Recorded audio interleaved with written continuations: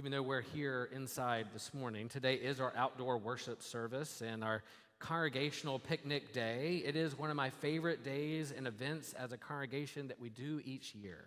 And it's no secret that I love to be outside and active, in the mountains, at the beach, at and leading camps and outdoor camping with family and friends, stories and s'mores around campfires. I do love a roof over my head. I love my home. I love our church buildings, and I love the space that it provides for us to gather safely together, to be with one another in this holy ground and holy space, and yet connecting with creation under the stars, with the earth under our feet, considering all that is around me and all that I am a part of, leads me to a deeper connection to the divine, to the grand story that I'm a part of, the grand story that we are a part of. There's a term used in theology when talking about God encountering humans and humans encountering God. It's called theophany. Greek word. Say it with me.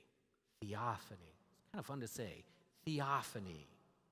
Theophany is a Greek word that literally means the appearance of God.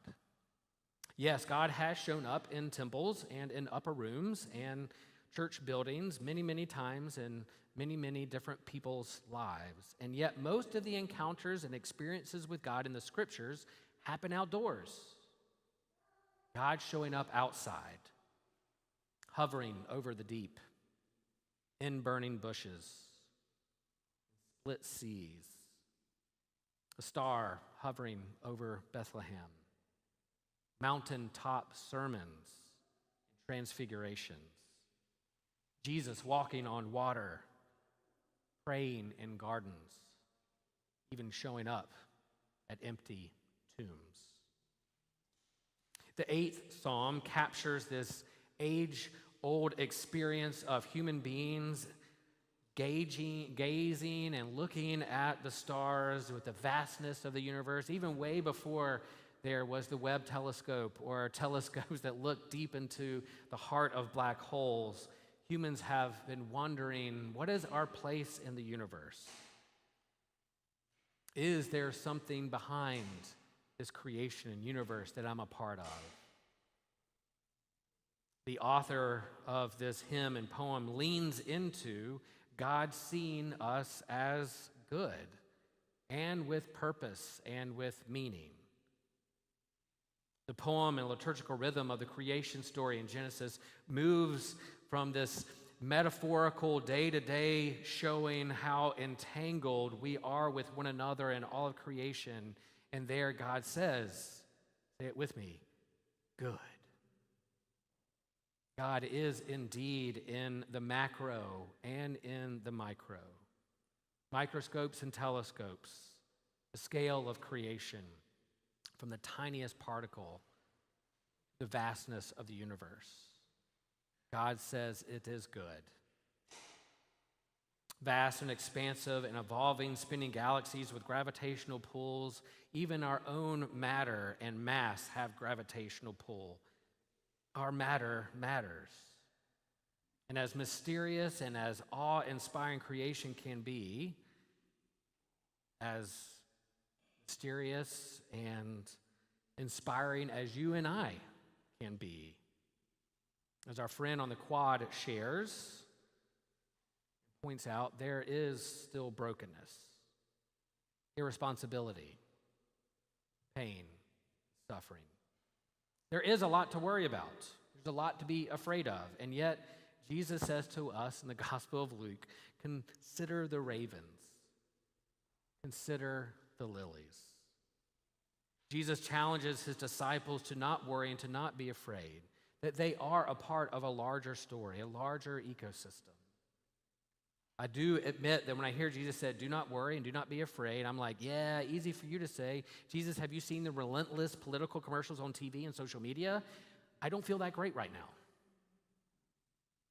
But I don't think Jesus is saying don't be concerned. or don't work for justice or advocate for your neighbor, or don't plan and prepare, or don't do anything. I do think, though, he is shifting and challenging our concerns, what we strive after. There are things of this world, and there are things of God's kingdom. There's a focus he wants us to focus on. And so Jesus says, consider the ravens, the birds, the lilies, the flowers of the field. Consider the spinning galaxy, the campfire, the spider web, the snail and its pace. Consider the squirrels. I mean, really, consider the squirrels. They're in the middle of the road and they don't know which way to go. Please be careful with these squirrels. There are theophanies all around us, above us, beneath us, around us. God is showing up. We are a part of a larger story, larger ecosystem. God still says it is good. Where's the holy ground in your life? The theophanies and the epiphanies where God shows up. Look what God is up to in this theophany. Holy ground at this table in bread and wine. At the font where God still hovers over the deep. God showing up in our song, in our singing, in our scientific research, in our care for our neighbor, in the mystery of our questions and curiosity. Sure, there's a lot to worry about and a lot to be afraid of, and yet your matter matters. God still looks at you and creation and says, it is good. So consider yourself.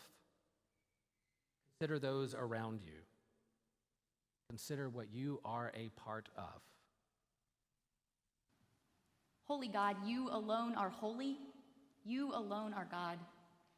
The universe declares your praise beyond the stars, beneath the sea, within each cell, with every breath. Generations bless your faithfulness through the water, by night and day, across the wilderness, out of exile, into the future. We give you thanks for your dear Son, at the heart of human life, near to those who suffer, beside the sinner, among the poor, with us now. In the night in which he was betrayed, our Lord Jesus took bread and gave thanks. He broke it and gave it to his disciples, saying, "Take and eat. This is my body given for you. Do this for the remembrance of me."